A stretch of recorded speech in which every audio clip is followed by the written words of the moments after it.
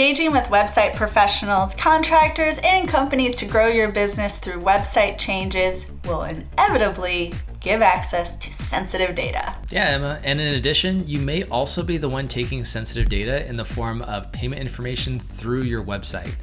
Access to your accounts, data, and web visitors' payment info should be treated with the greatest care. That's right, and as we go through this lesson, I encourage you to document your best practices when giving external access and handling business transactions online. So let's begin with the most controversial ethical concern, domain name access. In order to make the process of setting a website up fast with little back and forth, web designers and developers will purchase the domain instead of the client. The good news is domains can easily be transferred.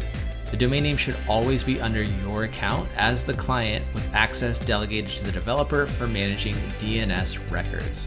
Companies like GoDaddy allow navigating this situation with ease by using Pro Delegated Access feature for users' accounts. And you retain your account with your domain and hosting it, and yet delegate access to a website professional to manage the pieces that they need. And you can choose to give them different levels of access based on what you need them to do. Now, what if you're in a situation where the contractor needs your username and password for something that doesn't have any type of delegated access or ability to set up a separate user account? Well, there are ways to go about it. Share the username and password in a secure manner, like through a password manager, an encrypted email, or encrypted software that allows one-time view. Ask the contractor how long they need access for, then advise that you will change the passwords after that time.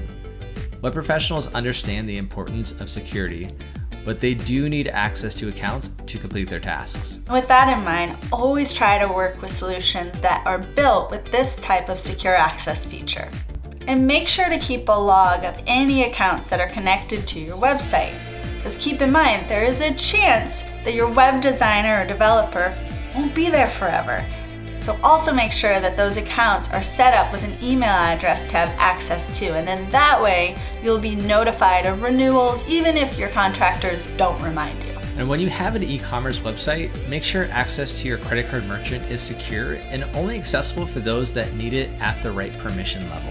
And there are a variety of ways to store client or customer information, everything from a spreadsheet to a complex customer relationship management tool. And make sure to keep this data secure. Listing passwords or credit card numbers unencrypted in a spreadsheet is unethical, and it's a huge security risk. Yeah, sensitive data should also be encrypted. Use a password manager to store sensitive data as it encrypts the information. Then just make a reference in your records for what files to look up in the password manager. This may mean that you or your staff may have to go through a couple of hoops to arrive at what they need, but you are doing what is ethical and what is right by your customers.